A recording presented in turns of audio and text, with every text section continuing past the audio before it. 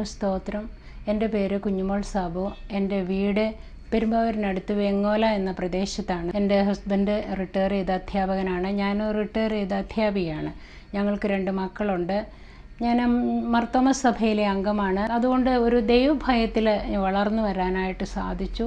എന്നെ വിവാഹം കഴിച്ചയച്ച ഭവനവും അതുപോലെ തന്നെ ദൈവഭയത്തിൽ വളരുന്ന മക്കളുള്ള ഒരു ഭവനമായതുകൊണ്ട് ദൈവകൃപയിൽ ഞങ്ങൾക്ക് ജീവിക്കാനായിട്ട് സാധിച്ചു. അങ്ങനെ സന്തോഷമായിട്ട് ജീവിച്ച് വരവെയാണ് 2015-16 എനിക്ക് ക്യാൻസർ ആണെന്ന് അറിയുന്നത്. ഡോക്ടർ അത് ക്യാൻസർ ആണെന്ന് പറഞ്ഞപ്പോൾ ഞാൻ മാനസികമായിട്ട് എനിക്ക് വലിയ ബുദ്ധിമുട്ടുണ്ടായി. 2 ദിവസത്തേക്ക് എനിക്ക് സമാധാനം ഇല്ലാത്തൊരവസ്ഥയിൽ കൂടി കടന്നുപോയി. പക്ഷേ കർത്താവ് എനിക്ക് സമാധാനം തന്നു. അതിനു മുമ്പ് ഇതിന് മാനസികമായിട്ടൊന്ന് ഒരുങ്ങാനായിട്ടും കർത്താവ് എന്നെ സഹായിച്ചു എന്നുള്ളത് എനിക്ക് എടുത്തു പറയേണ്ട ഒരു കാര്യമാണ്. 5 ദിവസത്തെ ആന്തരിക സൗഖ്യധ്യാനം Allapra IGM of India mission സെൻറ്ററിൽ ഉണ്ടായിരുന്നു. അതിൽ എനിക്ക് പങ്കെടുക്കാനായിട്ട് സാധിച്ചു. അതൊരു ഓഗസ്റ്റ് മാസത്തിലാണ്. ആ ധ്യാനത്തിൽ പങ്കെടുത്തതുകൊണ്ട് എൻ്റെ ഹൃദയം ഒരു വിശുദ്ധിയുടെ അനുഭവത്തിലേക്ക് വരാനായിട്ട് എനിക്ക് സാധിച്ചു. കർത്താവുമായിട്ടൊരു നല്ല ബന്ധത്തിലായിത്തീരാനായിട്ട്, ഹൃദയം കഴുകി ശുദ്ധീകരിക്കാനായിട്ട് എനിക്ക് സാധിച്ചു എന്നുള്ളതാണ്. എന്നിട്ട് സെപ്റ്റംബറിലാണ് ഈ രോഗമാണെന്ന് അറിയുന്നത്. പിന്നെ ഞങ്ങൾ RCCയിൽ പോയി. ലിംഫോമ എന്ന് പറയുന്ന ക്യാൻസറാണ് വന്നത്.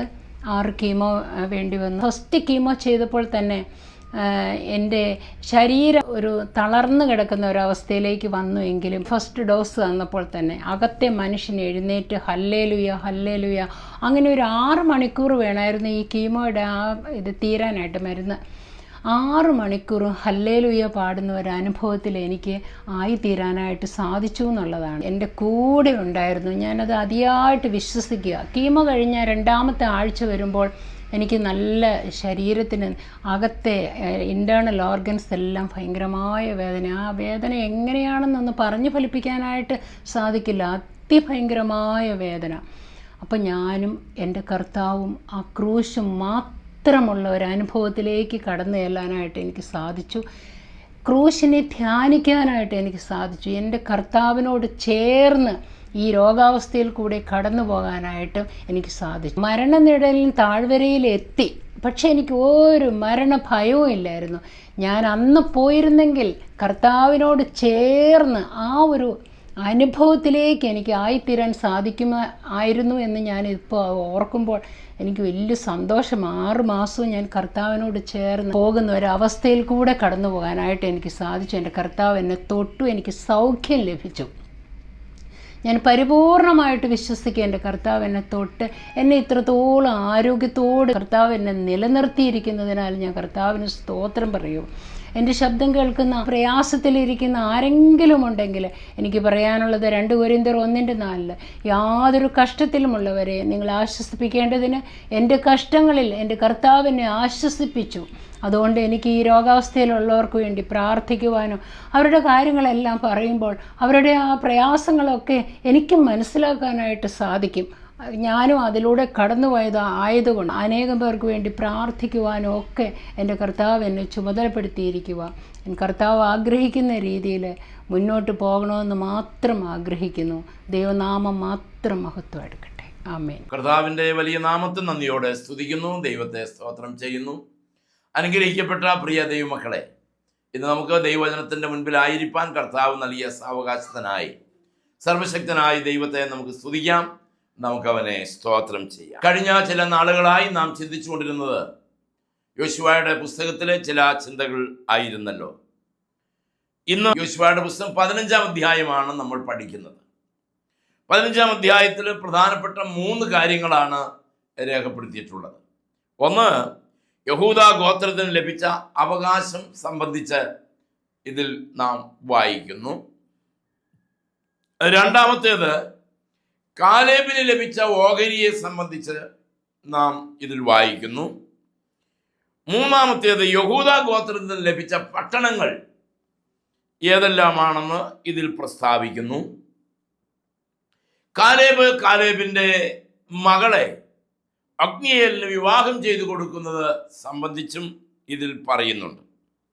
ഇതാണ് നമ്മൾ 15-ാം അധ്യായത്തിൽ പ്രധാനമായും കാണും. ഇസ്രായേൽ ഗോത്രങ്ങൾക്ക് അവകാശം വീതിച്ച് നൽകിയപ്പോൾ യഹൂദ ഗോത്രത്തിന് ആണ് ആദ്യം ഓഹരി കിട്ടിയത്. ഏകദേശം 121 പട്ടണങ്ങൾ യഹൂദ ഗോത്രത്തിന് അവകാശമായി ലഭിച്ചു. ദൈവം നമുക്ക് തരുന്ന അനുഗ്രഹങ്ങൾ വല്ലപ്പോഴെങ്കിലും നാം ഒന്ന് എണ്ണി നോക്കുന്നത് നല്ലതാണ്. എന്തെല്ലാം അനുഗ്രഹങ്ങളാണ് ദൈവം നമുക്ക് നൽകിയിട്ടുള്ളത്. തിരിഞ്ഞു നോക്കിയാൽ ദൈവം നമ്മളെ അനുഗ്രഹങ്ങൾ നൽകി അനുദിനം നടത്തുകയായിരുന്നു. എന്നാൽ പലപ്പോഴും നമ്മൾ അനുഗ്രഹങ്ങളെ അല്ല കാണുന്നത്, നമുക്ക് ലഭിക്കാത്തതിനെ കുറിച്ചാണ് നമ്മുടെ ആവലാതിയും നമ്മുടെ വേവലാതിയും. ദൈവം അവകാശമായി തരുന്നതിനെ നാൾതോറും മനസ്സിലാക്കി തിരിഞ്ഞു നോക്കി ദൈവത്തെ സ്തോത്രം ചെയ്ത് അവനെ മഹത്വപ്പെടുത്തുന്നത് ജീവിതത്തിലെ വലിയ ധന്യമായ നിമിഷങ്ങളാണ് എന്ന് നാം ഓർത്തിരിക്കണം.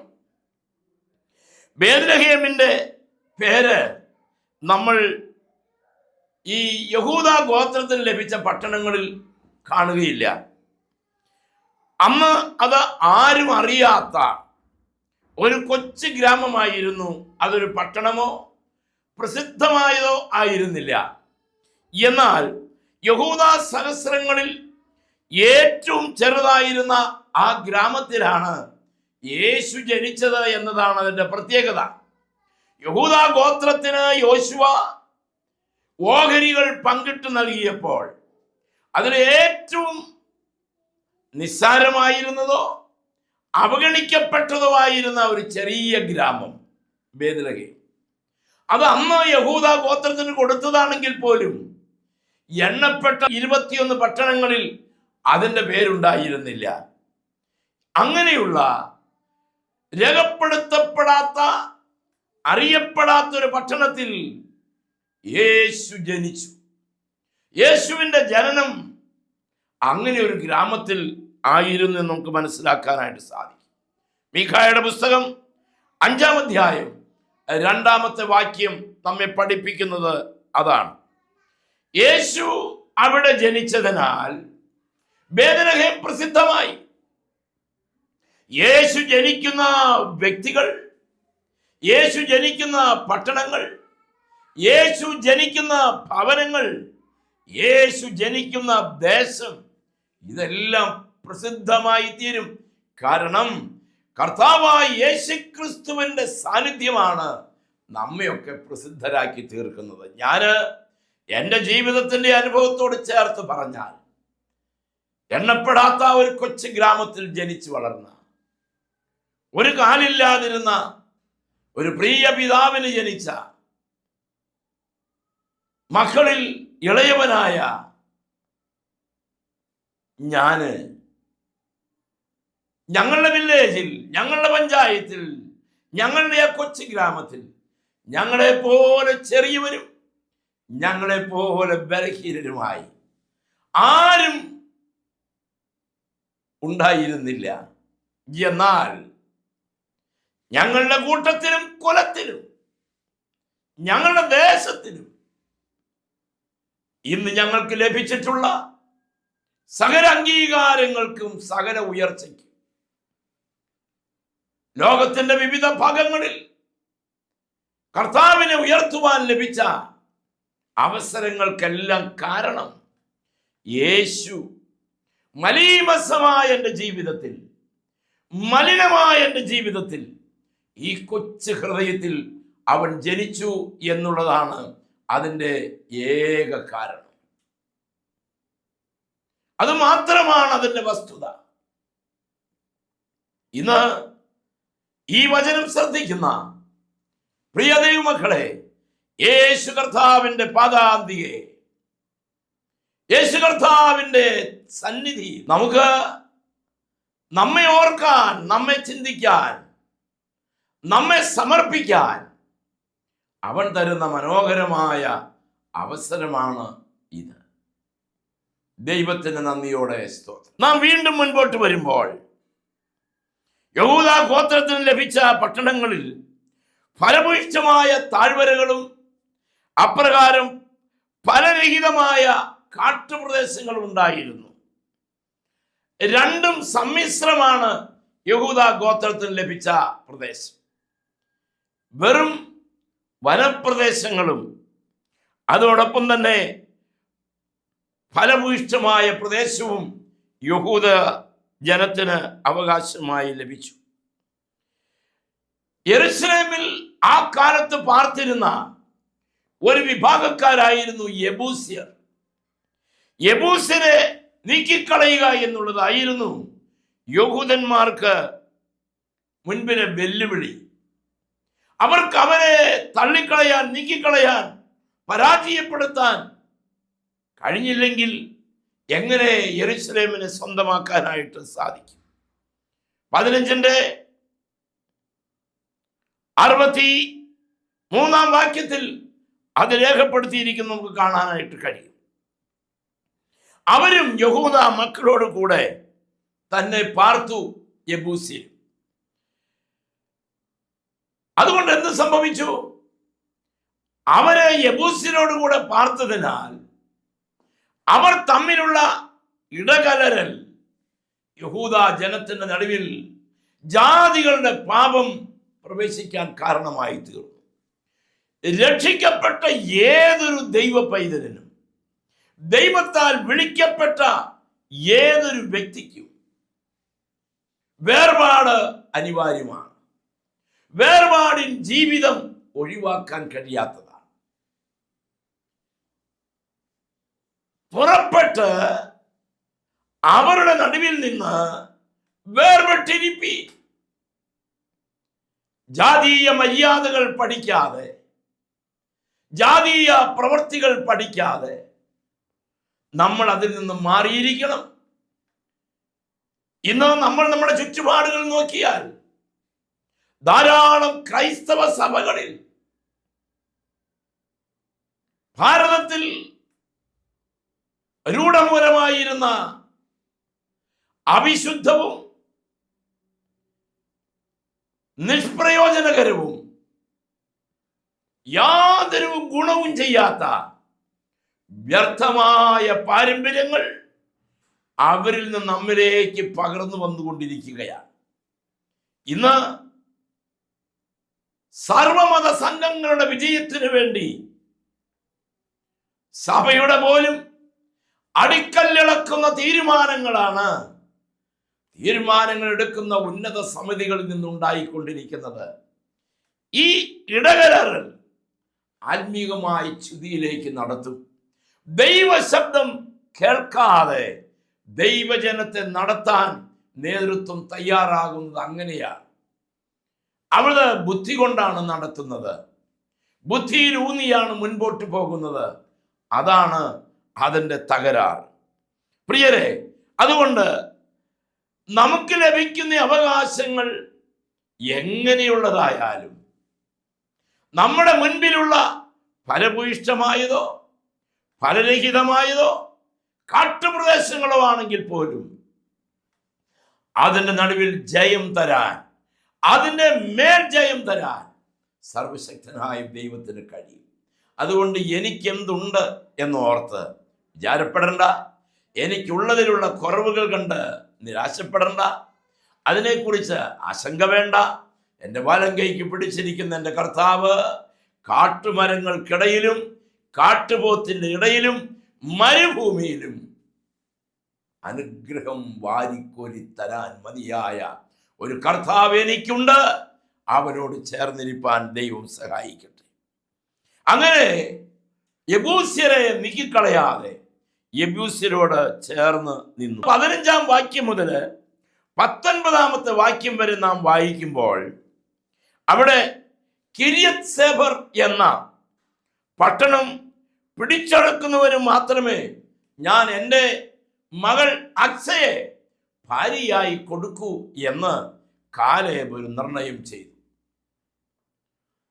കാലേബ് തൻ്റെ മകളെ വിവാഹം കഴിച്ച് കൊടുക്കുവാൻ ചിന്തിച്ചപ്പോൾ യുദ്ധത്തിൽ ജയിക്കുന്നവർ, ശത്രുവിനെ പരാജയപ്പെടുത്തുന്നതിൽ മികവുള്ളവർ, യുദ്ധതന്ത്രജ്ഞർ, അങ്ങനെയുള്ളവർക്ക് ഞാൻ എൻ്റെ മകളെ കൊടുക്കൂ. കാലേബിന്റെ കാലത്ത്, ഇസ്രായേലിന്റെ കാലത്ത് അപ്പനും അമ്മയും പറയുന്നിടത്ത് മക്കൾ നിൽക്കുമായിരുന്നു. മാതാപിതാക്കളാണ് തീരുമാനിക്കുന്നത്. പിൽക്കാലത്ത് വന്ന് നമ്മുടെ ഇടയിലേക്ക് വന്നപ്പോൾ ഈ ആധുനിക കാലഘട്ടത്തിൽ നമ്മളൊന്നും പറയുന്നിടത്ത് മക്കൾ നിൽക്കില്ല. മക്കൾ പറയുന്നിടത്തേക്ക് മാതാപിതാക്കൾ ഇറങ്ങിച്ചെല്ലേണ്ട സാഹചര്യം. പ്രത്യേകിച്ചും ജീവിതത്തിൽ ഒരിക്കൽ മാത്രമായിട്ടുള്ള ഒന്നാണ് നമ്മുടെ മക്കളുടെ വിവാഹം.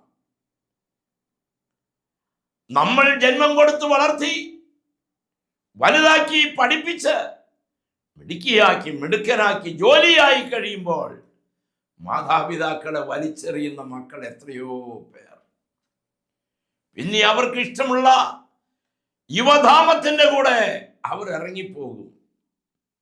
അപ്പ വേണ്ട, അമ്മ വേണ്ട, സുഹൃത്തുക്കൾ വേണ്ട, ബന്ധുമിത്രാദികൾ വേണ്ട, തനിക്ക് ശരിയാണെന്ന് തോന്നുന്ന വഴിക്ക് അവർ ഇറങ്ങിപ്പോകുകയാണ്. അതിന്റെ അവസാനമോ കൃത്യമായ പരാജയം. അവിടെ വിജയിക്കാൻ സാധ്യത വളരെ കുറവാണ്. കാരണം കുടുംബജീവിതം എന്ന് പറയുന്നത് ദൈവത്തോട് കൂടെ പണിതെടുക്കേണ്ടതാണ്. നമ്മുടെ മക്കളുടെ വിവാഹ കാര്യത്തിൽ നമുക്ക് ഇടപെടാനും സ്വാധീനിക്കാനും അവസരം ലഭിച്ചാൽ എന്നേ ഇപ്പൊ പറയാൻ പറ്റുള്ളൂ. അവസരം ലഭിച്ചാൽ നമ്മുടെ മക്കൾ ദൈവകൃപയുള്ള ഒരു ജീവിത പങ്കാളിയെ തെരഞ്ഞെടുക്കാൻ നമ്മാലാവോളം നാം ശ്രമിക്കണം. ദൈവാശ്രയവും ദൈവഭയവും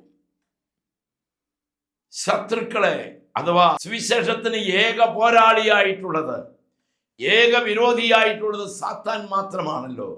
സാത്താന്റെ കുതന്ത്രങ്ങളോട് എതിർത്തു നിൽക്കുന്ന, സാത്താന്റെ ദുർശക്തിയോട് പോരാടി നിൽക്കുന്ന, അന്ധകാര ശക്തികളെ ജയിക്കാൻ കഴിയുന്ന ഒരു വ്യക്തിയാണ് താങ്കളെങ്കിൽ ദൈവം ധാരാളമായി അഭിഷേകവും ശക്തിയും തന്ന് ജയോത്സവമായി നടത്തും കേട്ടോ. അവകാശങ്ങളെ നമുക്ക് നൽകും, അനുഗ്രഹങ്ങളെ നമുക്ക് നൽകും, വരദാനങ്ങളെ നമുക്ക് നൽകും, വലിയ ആത്മാക്കളെ അവൻ നമുക്ക് നൽകും. അങ്ങനെ കർത്താവിന് പ്രയോജനമുള്ള ഭൃത്യനായി അവൻ നമ്മളെ വളർത്തിക്കൊണ്ടുവരും. ആകയാൽ നാം യുദ്ധം ചെയ്യണം, പോരാടണം. നമ്മൾ പോരാടുന്ന മേഖല ജഡത്തോടാണ്. രക്ഷിക്കപ്പെട്ട ഒരു ദൈവ പൈതൽ പാർക്കുന്നത് ഈ പച്ച ജഡത്തിനകത്താണ്. പാപത്തിലേക്ക് വലിച്ചിഴയ്ക്കുന്ന അന്ധകാര ശക്തിയുടെ സ്വാധീനമുള്ള ഈ ജഡത്തിനകത്താണ് രക്ഷിക്കപ്പെട്ട ഒരു ദൈവ പൈതൽ പാർക്കുന്നത്. അതിന്റെ നടുവിൽ ജയം വേണം. ജയിക്കണമെങ്കിൽ എന്തോ ചെയ്യണം? പരിശുദ്ധാത്മാവിന്റെ നിറവ് നമ്മൾക്കുണ്ടാകണം. ഈ ജഡത്തെ ജയിക്കുന്ന ജയാളികൾക്ക് വേണ്ടി അവൻ പ്രത്യേകമായ സമ്മാനം വെച്ചിട്ടുണ്ട്. ഒരു കിരീടം തന്നെ വെച്ചിട്ടുണ്ട് ജഡത്തെ ജയിക്കുന്ന ജയാളികൾക്ക്. വേദപുസ്തകത്തിൽ 5 കിരീടങ്ങളാണ് ഉള്ളത്. 6ാമത് പൊതുസ്വത്തായ ഒരു പൊൻകിരീടവും അവന്റെ വിശുദ്ധന്മാരും അവന്റെ പ്രവൃത്തികളിൽ ജയിച്ചു മുന്നേറുന്നവർക്കും നൽകാനുള്ളതാണ് ആ കിരീടങ്ങൾ. ആ കിരീടപ്രാപ്തിക്കായി ദൈവം നമ്മെ ഒരുക്കുന്നു. അവൻ നമ്മെ അതിനായി ക്ഷണിക്കുന്നു. ദൈവത്തിന് സ്തോത്രം. പ്രിയ ദൈവമക്കളെ, അങ്ങനെ കാലേബിന്റെ മകളെ വിവാഹം കഴിക്കാൻ ആരാണ് യോഗ്യർ? കനാന്യരെ അഥവാ കിര്യത്ത് സേബർ എന്ന പട്ടണം പിടിച്ചടക്കുന്നവനാണ് തൻ്റെ മകൾ അക്സയെ കൊടുക്കാനായിട്ട് തീരുമാനിച്ചത്. അതിനായി കാലേബ് ആഗ്രഹിച്ച മരുമകനെ തന്നെ അവന് ലഭിച്ചു. നമ്മൾ വായിക്കുമ്പോൾ 17ാമത്തെ വാക്യം, കാലേബിന്റെ സഹോദരനായ കെനസിന്റെ മകൻ ഒബ്നിയേൽ ഈ കിര്യത്ത് സേബറിനെ കീഴടക്കി.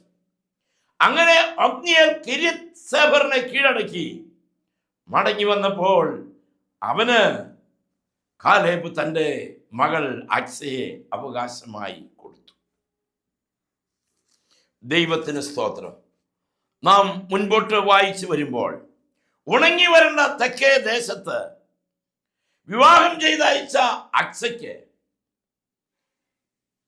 തന്റെ പിതാവായ കാലേബിനോട് ഒരവകാശവും കൂടി ചോദിച്ചു. ആ ദേശത്തേക്ക്, അവിടെയുള്ള വരൾച്ചയുള്ള ദേശത്ത് നീരുറവ വേണം എന്നാണ് അക്സ ആവശ്യപ്പെട്ടത്.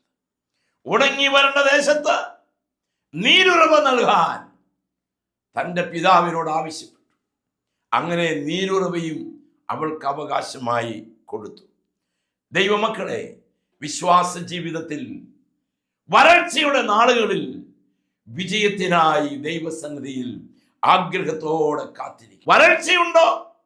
അവിടെ നീരുറവ ആവശ്യമാണ്. നീരോട്ടമില്ലാത്തിടത്ത് നീരൊഴുക്കിനെ തരാൻ കഴിയുന്ന കർത്താവ് ജീവിക്കുന്നു.